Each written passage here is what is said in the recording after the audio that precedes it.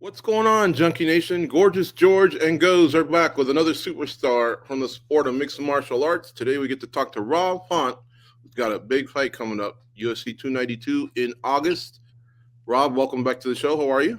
Man, I'm doing great, man. Thank you guys for having me on. Man, it's not too often that the guest has a better background than the host. What's back there? Is Yeah, that all man. your posters? Yeah, Kathy hooked it up, man. She surprised me one day, put all my posters up, and just kind of like framed them up, hung them up, and just kind of like we're still working on a setup. But yeah, she dug through the archives, got all the posters we signed, and hung them up. So So you got every UFC poster for every fight you've been on. yeah. We Oh, have them too. Usually we just kind of we had like this one spot we would just throw all the tubes and just keep them there, and then finally we just stopped being lazy and kind of opened them up and just started hanging them up. did you get a poster from, because they sell them at the UFC at the event? They usually run out. Is it Yep. one of those, or is it the ones that all the fighters signed? So you get like I want to say two, maybe one with all the fighters, and then you get like two or three copies of just the regular poster. Nice. All Yeah, right. Very cool. yeah, By it's the cool. way, It's cool setup. It's like one of these things that I'm gonna be happy I saved them, especially obviously once I get older. But especially now that I got daughters, you can kind of see all these, and then everybody's signatures on it. So it's pretty cool to kind of look around and kind of see, trying to figure out whose signature it is. It's a pretty cool setup. mhm. The you play chess, or is A that little just bit, a yeah, a little enhanced bit. checkerboard? And no, it's just a little bit. I'm Yeah, not that good, but I'm getting better. I'm getting beat up by Kathy all the time, man. critical thinker game. I love it. All right. Yeah, it's pretty cool. We actually got a pretty cool setup on our dinner table, our kitchen table. It's just there. So every morning we just kind of go at it. I'm catching up to her, but she just showed me how to play like maybe about a year and a half ago, 2 years. So catching up, feeling good. Goes. What was the name of that chess movie or series on The Netflix? Queen's Gambit. Have you seen that? She put me on to that too. She was like, once we started kind of playing around with the chess, Yeah. she showed me that video or that series, and it's pretty cool, man. It's like Cool. Huh? it's cool how they see the board and four or Yeah. five different moves at the time. I'm still stuck in that offense defense. I'm either just playing defense or I'm just playing offense. It's never like kind of countering at the same time. I'm trying to figure that out. And some of these chess players, they're doing like six moves at a time, and it's impressive. It's like I still kind of fully understand how they do it, but it's pretty cool. Hey, you're What's not good going to about it, believe this, Rob? but we have a cousin who has competed all over the world in chess. He's younger than us. Okay. Bro, he embarrassed me one day, but wasn't so much what he did to me, it's what he did before. We were all getting ready to leave somewhere, and my mom was like, "Hey, we got to go." And he was like, "We're just going to get a quick game in."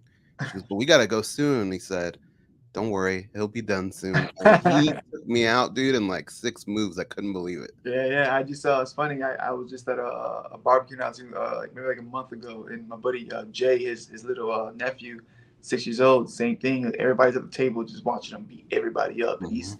he's just having fun, talking shit. He was kind of like, "Why would you do that move?" Like it was just so funny. He was like, "Why? That's a mistake." He'll do it was awesome, and like it was so cool to see him just like just wasn't like he didn't like he was taking it serious but wasn't taking it too serious. He just kind of like playing baseball and then come around, what I'm saying, jump on the chess table, then run around and jump play with his friends. But it was cool to see how he just like 4 or 5 steps, and he only been playing for like 3 months, and he's beating everybody at the table. It was crazy. Wow. If you think about it, every time you fight, there's always some jackass in the stands that says, "Kick his ass, Seabass. Put Yeah. him in a body bag." They're yelling shit, right? Those are knuckleheads, and you guys are the top of the heap professional fighters, prize fighters. In the Queen's Gambit, they're you and us that are watching. We're the ones, like the way we play. We're like, kick his ass, Seabass. That's how bad we are watching those geniuses play. Like you said, your nephew, right? Is he that good? Yeah. So my buddy's nephew, he's amazing, man. He's 6 years That's old. fun. It's like we literally just sat there and watched him for like at least 30 minutes. Just sat there, did nothing else at the bar. I mean, no socializing, just watched them play. And it was impressive. And like it got me. I had to go home and read up and try to catch up just to kind of even compete with them. It was pretty cool. That same cousin that Goes told you about, he told me the same thing. He goes, "All right, let's play." And so we sit down, and I go, "Where's your queen?" He goes, "I'm not going to need it." And proceeded to beat me. I can't remember, it was in 6 moves, but I still lost, and it wasn't even close. But Rob, I got to tell you something, man. UFC 292 is right down my alley, and I'll tell you why. I love the way the card is built, but more than anything, I'm laser focused on the bantamweight division. I love it when there's one division that's got a big spotlight on it, because so many things can happen. You have insurance for the title fight, just in case you need it. Nobody hopes that anybody gets hurt or doesn't make weight. And then there's just going to be, and what I really used to like is, instead of the individual media days, when it would be like a dais and they could all kind of talk, because some of them have fought, some of them want to fight. But that's what you do. I think that's what you do to build a division. Yeah. And so, like, maybe the next one can be lightweights. And I'm not saying all 15 fights have to be bantam, but throw like a good 3 or 4 and make sure the big dogs are in there. How about you? Are you feeling the same thing? Like, I agree. I mean, this is really going to be a nice shakeup at 135. A lot of questions are going to be answered.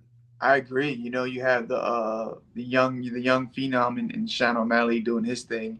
Then you have the veteran in Henry Cejudo coming back. Obviously, we got me versus Song Yadong, Cheeto versus Henry. It just makes sense to kind of put all of us out there. You know, and again, it's just like you said, like when I feel like there's more. It's like it clears up a lot of things when you have everybody fighting at the same time. So yeah, I'm all for it. Even Batista versus Garbrandt. Garbrandt's former champ. He's there as well, and yeah, it does clear up a lot of things. And another thing is, you're all on the same timeline. So minus a serious injury or any suspension, for the most part, you're all going to have bumps, bruises, lacerations, whatever, and there's going to be a similar timeline to recover and hopefully do it again. I just wish the UFC would do this more often. Bantamweight's my favorite division. Been saying that for a few years now, because it is just deep, man. Like 1 through 20 is insane. And there's some chirping going on. There's some rivalries. There's a little bit of everything in that division. Yeah, man. It's the best. It's definitely the best division in my opinion. Obviously, I'm biased. I'm in it, but it's one of the toughest. One of the most technical. You get technique. You get the cardio. You get the knockouts. And like you said, there's a little bit of back and forth in the division as well, as far as like talking. So it's a division to watch for sure. You took a year off after the last loss, and then you came back with a win. Now, with you being in your mid-30s, which they start to say, you know, that's getting older for the lighter weight fighters. A heavyweight fighter can fight, you know, they're just getting started. But with the year off, with, you know, no disrespect to Yanez, but, you know, obviously he was a hot commodity coming up. What did that feel like to get that W? You know, did it feel like, again, not towards Yanez, but just towards, like, everyone that maybe was starting to doubt that this was the beginning of the end? Was it just one big when you got that definitely, definitely, you know, it was obviously they were building him up and everybody was talking about him. He even kind of like was talking about fighting Sean O'Malley at the press conference or the media day, instead of just obviously talking about our fight. It did feel a little disrespectful, but it comes with the territory. You know, you lose 2 in a row, you sit out for a year. You know, people forget, you know, and then I just had to go out there and remind them. Like I told everybody, it felt like me and my team had a secret nobody knew about. And obviously I was the betting underdog, and everybody obviously doubted me. I just had to go out there and not just win, but make a statement. And I believe we did. And it, you know, like they were even saying like he's probably one of the best boxers in the division. He's you know, the next big thing, obviously. And that's part of the, you know, like part of the process, I guess, is promoting a fighter or promoting yourself, obviously, but it did feel a little like, I don't want to say disrespectful, but like I did feel like I was getting written off, and then obviously go out there and do what I do and put him away. Now everybody's like, oh yeah, see, you forgot, you know, like we knew he wasn't all that, and so it just comes with it, you know. Yeah. Did you and Yanez speak afterwards, or have you? It probably was a learning moment for a young fighter, honestly. Yeah. I enjoyed talking to him. I enjoyed talking to you. It sucked watching two guys that I like fight. To watching them compete to have to fight, but that's just the job. That's just the way this sport is. But did you guys have any chat at all? Not really. Like in the cage, good stuff. He was always, he's real cool. He was always like, I'm a huge fan. Yeah, he was cool. We didn't talk too much. But yeah, I think it was a little bit of like he obviously he I don't want to say the stage was too big for him. I think he's definitely, but he was kind of like thinking it was just being too cool and like kind of like thinking it was really fun being out there doing the press conference and all that. And I can kind of see it. I felt like he was one of the younger fighters I worked with. Like it felt like everything about him. It was just too happy to be there. Like like doing a press conference is great, but it's kind of like it is kind of annoying yet sometimes too. And it's like he was just too happy to be there, and it wasn't like, and it just felt kind of young. Like it felt like all right, yeah, he's just too happy. And like I don't know, I don't want to sound like a hater or nothing like that, but like it's just like yeah, you think this is too cool, like you're like you're having too much fun with this camera and the spotlight, and it's kind of like it's part of the job, but like you feel like it's the first time you're doing this. Mm-hmm. All right. Well, putting that fight behind us and looking forward, Song Yadong, he also was coming off a huge win. So this is a great collision course for you guys. How do you interpret this fight? And I'm not asking you to, look past him, obviously, but what is the meaning of this fight? Like, as you see the division shakeup, you got Merab coming off injury, not necessarily wanting to fight his teammate. You got a title fight there with Aljo and O'Malley, although Aljo is kind of putting it out that he might move up. I think the weight cut is getting tougher, and I think he wants to maybe explore the champ possibility. So as you read the division, what's the importance of this fight?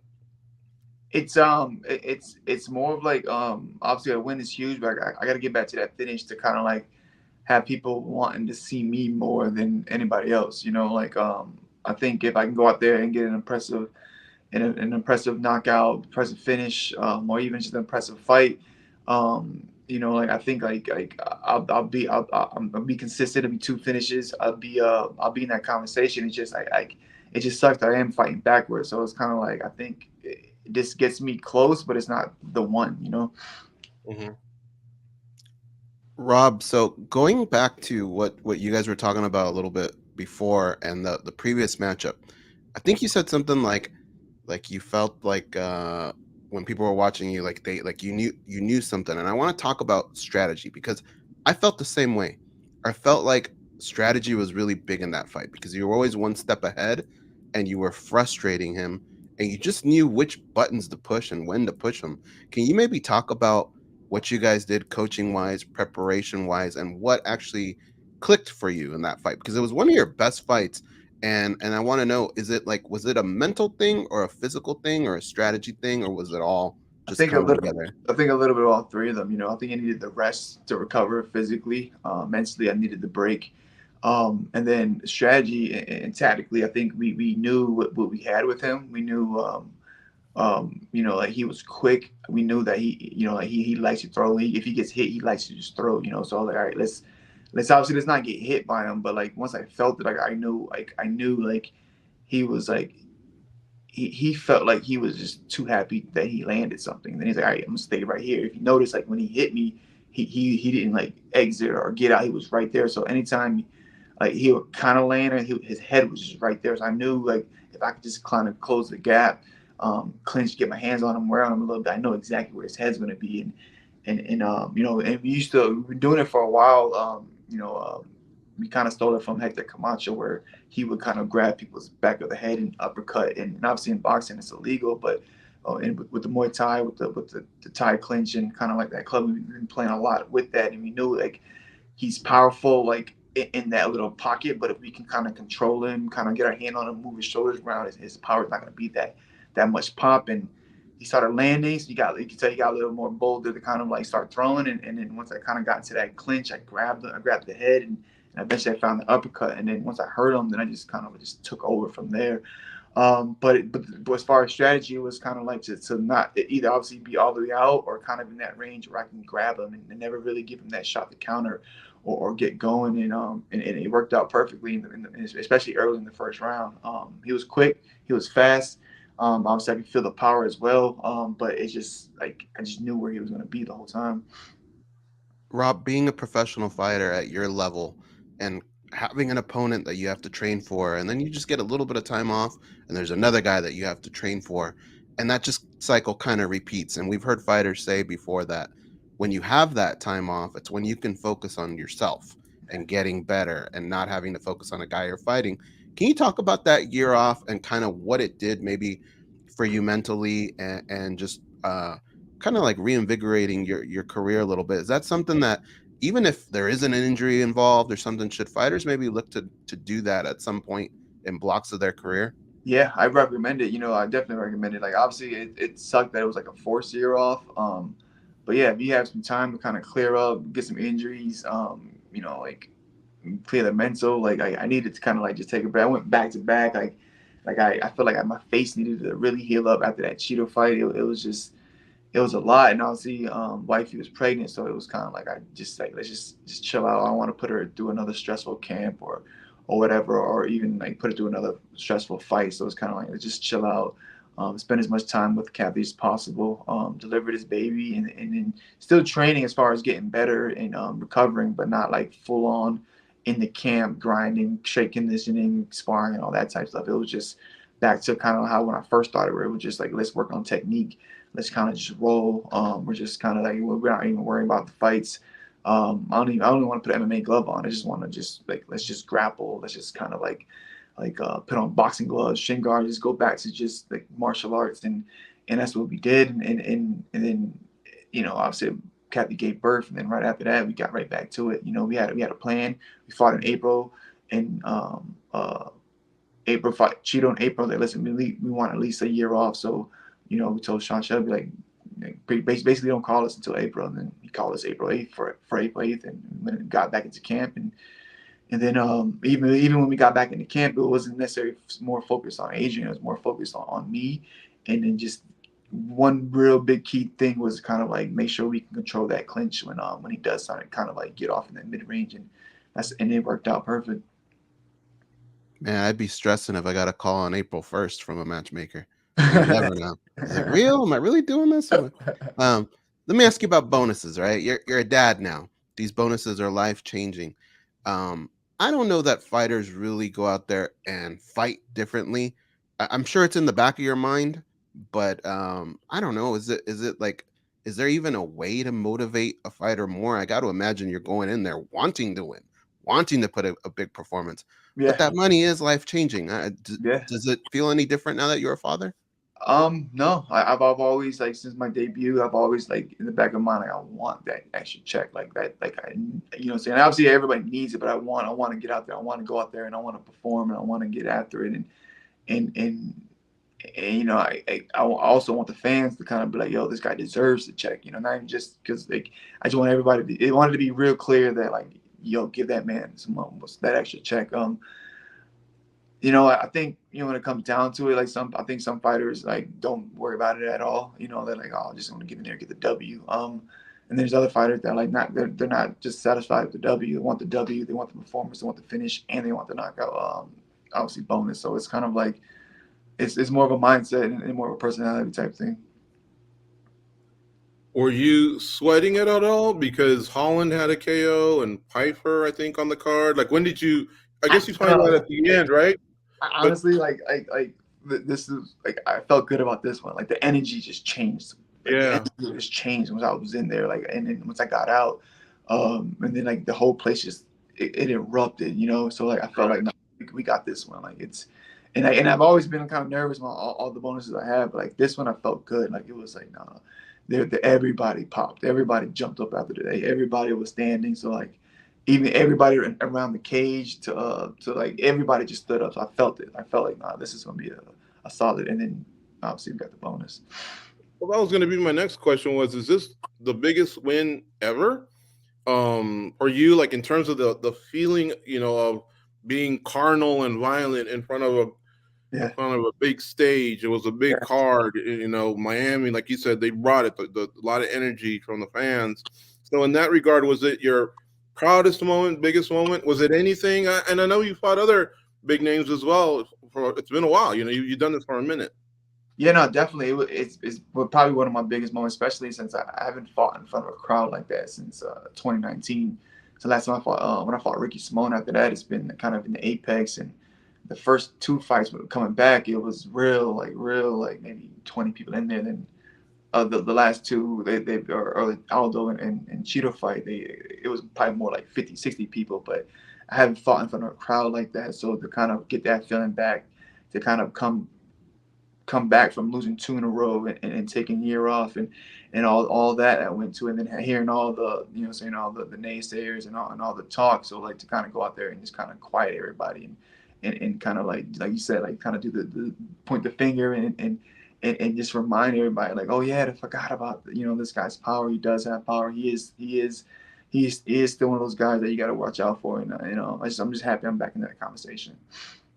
And of course, the next one's in Boston in front of fans, and I imagine that one's going to be pretty loud. You got to be, just amped up over the fact that you landed on that card. Hell yeah. Like it wasn't sure if they were coming to Boston for a few, and then they finally obviously put it on the they finally kind of like started matching that card.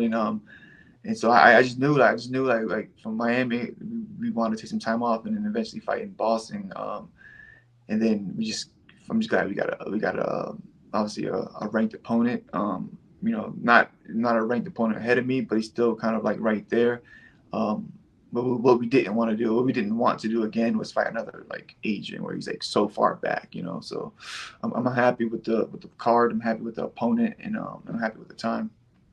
Just in case, are you gonna weigh in at 135? Hell yeah, why not, right? Right. Like why not, man? That'd be awesome. Like, obviously, I want to like everybody's healthy and gets to it, but when those freak accidents happen, call me up. I'm your guy. I think that happened to Pettis once. Somebody had already weighed in at 156, and when there was a reshuffle at the top, he was eliminated because the weigh-in had already happened. So I think until the champ weighs in and the opponent weighs in, then it's got to be 135 because anything can happen. I mean, anything can happen in this sport, right? Yeah. Like one of my coaches fighting at heavyweight. He was in Maine, and he got to the fight. He jumped into the cage, started warming up, jumped off a couple of times, landed and rolled his ankle. And it was kind of like, whoa. And it was kind of, obviously he finally went through the fight, but it's kind of like he could have easily just called it right there. So it's kind of like it's like you don't know until you fight until like the ref says go. It's like it's kind of creepy how this sport is. Did he pull a Michael Chandler and Justin Gaethje, like that type of flip, or what did he do? No, he just jumped up, like warming up. Like he was warming up, getting ready. They're about to like announce like opponents. He was just kind of like hanging out, ready to go. He started jumping up to warm up his legs and fell, and he landed awkward and fucked his ankle up. And then he went through the fight, but he could have easily just pulled out, and nobody would have kind of even like questioned him for it. Like it was pretty bad. It was swollen for like weeks. But did you see the way Kevin Randleman used to jump up and down? The monster, I don't know if you remember him years ago. He used to jump up and get amped up, man. But he had some hops. But he would do that as well. Blow it up, yeah. Like I remember saying, like, man, it's really like because I had a couple fights kind of like fall out, like Wayne Day on the local scene, Fight Day, all that, like stuff. So kind of like it's always been like, all right, like I've always told everybody, just listen, like just don't worry about the fight until you actually hear the fucking ref go. Let's go. Like just be prepared for anything to happen because freak accidents happen all the time. We keep talking about a show in the Caribbean, and Jamaica's coming strong. Like they got some fighters. What about Puerto Rico? I've been hearing talks of a PI, maybe a show there one day. The UFC went there way a long time ago. Yeah. Have you heard anything so that Jamaica don't steal this from Puerto Rico? So last time they were saying, I think they were saying something about the commission and how like they don't want to do 5 rounds or something or 5-minute rounds, and they want to do 3-minute rounds or something like that. That was the last thing I've ever heard about like why they wouldn't want to go out there. Then it was that, and then it was something about the weather. I was like, there's no way we definitely make that happen. So I'm not sure what's going on with that, but we definitely need to make a card out there for sure. I mean, yeah, it's a hotbed of talent, not just in MMA, but in a lot of sports. The Caribbean definitely delivers. All right, last question. Make it sounds good too, man. Like I wouldn't mind going out there as well. Yeah, all right. All right, last question. Your boy Calvin, I would have loved to see him on this card. He got injured last October, I think. Yeah. So it's around the 10-month mark. And I know this is his business, but you're really tight with him. So I figured, what can you share? Was it close? Did he want? Was he close to being on this card, or just not ready? No, not yet. He's moving though. He's moving. Like it's like he just sparred yesterday. Actually, I just left the boxing gym with him earlier today. So he's sharp. He's moving. He's grappling. He's back from Vegas. He just got back maybe like 2 weeks ago. So he's doing all the work. It's just not yet. Like it's more of like he's moving around with certain people, safe guys, and not pushing that boundary yet. But I think like I'll give him another month. I think he can jump back into a camp and then like really start getting something going and getting obviously in better shape, and then get obviously reaching out to Sean Shelby and seeing what's next. But it is unfortunate that he won't be on the Boston card. Yeah. All right, Rob. Well, thank you so much for the time. Great to see you, and congratulate you, I guess, officially from that epic win in Miami. And now you got the next fight in Boston, man. You got to be pretty happy about the way 2023 has unfolded so far. And baby and everything. Yeah. When was the baby born? What was it? What month? 6th. What's that? She was born December 6th. Oh, okay. So it's 2022. Okay. Yeah. All right, cool. Well, either way, like I say, the last year's been great for you. So congratulations. Thanks for the time, and we'll talk to you soon. Appreciate you having me on, guys.